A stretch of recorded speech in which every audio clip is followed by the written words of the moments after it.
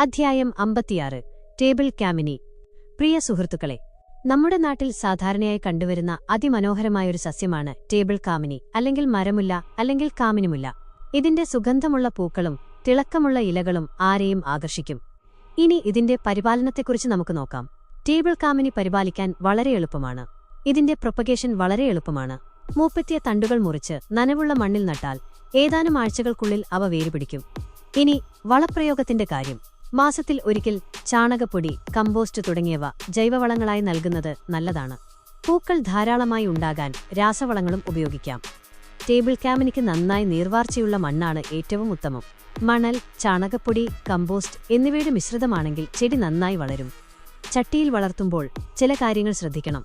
ചട്ടിക്ക് മതിയായ നീർവാർച്ചാ സംവിധാനം ഉണ്ടായിരിക്കണം. കൂടാതെ ചെടിക്ക് ആവശ്യത്തിന് വായുസഞ്ചാരം ലഭിക്കുന്ന സ്ഥലത്ത് വേണം ചട്ടി വയ്ക്കാൻ. ഇനി നനയ്ക്കുന്നതിനെക്കുറിച്ച് പറയാം. ടേബിൾ കാമിനിക്ക് മിതമായ നനവ് ആവശ്യമാണ്. മണ്ണിലെ നനവ് ഉറപ്പുവരുത്തിയതിനു ശേഷം മാത്രം നനയ്ക്കുക. അമിതമായി നനയ്ക്കുന്നത് വേരഴുകലിന് കാരണമാകും. ടേബിൾ കാമിനിയുടെ പ്രത്യേകതകൾ എന്തൊക്കെയാണെന്ന് നോക്കാം. ഇതിന്റെ മനോഹരമായ പൂക്കൾ മാത്രമല്ല, ഇലകളും വളരെ ഭംഗിയുള്ളവയാണ്. ഇത് വീടിനുള്ളിലും പൂന്തോട്ടത്തിലും അഴകേകും.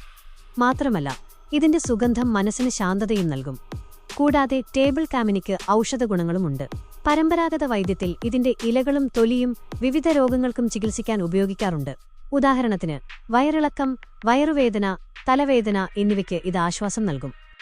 ടേബിൾ കാമിനി അത്രയധികം ഗുണങ്ങളുള്ള ഒരു ചെടിയാണ്.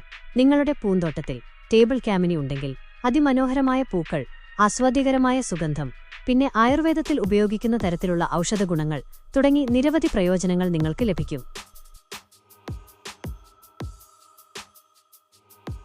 Like, share and subscribe.